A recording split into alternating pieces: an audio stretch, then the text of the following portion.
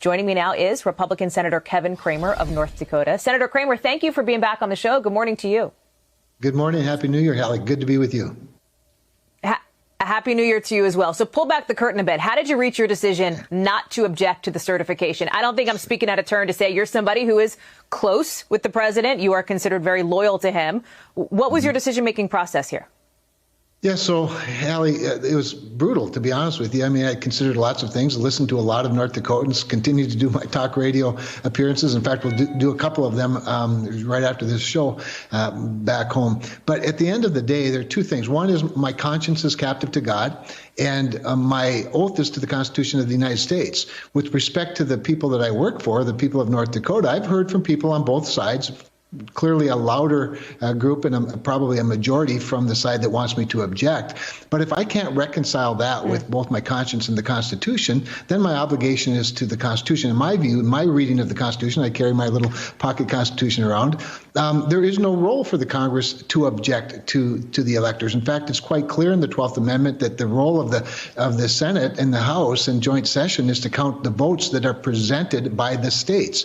I've spent 8 years in Congress fighting principally for states' rights. So for me, while it wasn't an easy emotional decision, is intellectually a fairly easy decision for me.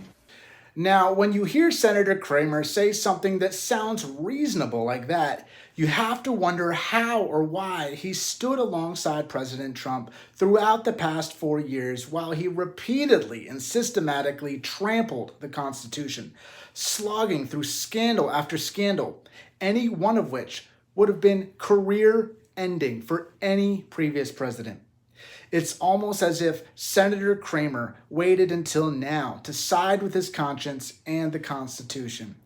But as the saying goes, it's better late than never, particularly given the fact that nearly a dozen of his colleagues in the Senate and nearly half the Republicans in the House of Representatives are apparently willing to go down with the ship when it comes to supporting their president, who is literally waging war against the truth, the Constitution, and democracy itself.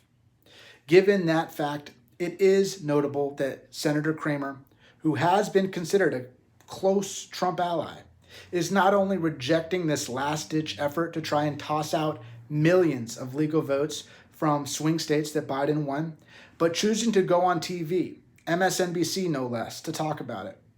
Still, not exactly a profile in courage, to be sure, but by today's standards for the Republican Party, it is considered politically brave, considering that, as Senator Cramer noted, a vocal majority of his constituents want him to follow Trump's lead to the bitter end in trying to steal this election, bringing the nearly 250-year-old experiment of American democracy to an end.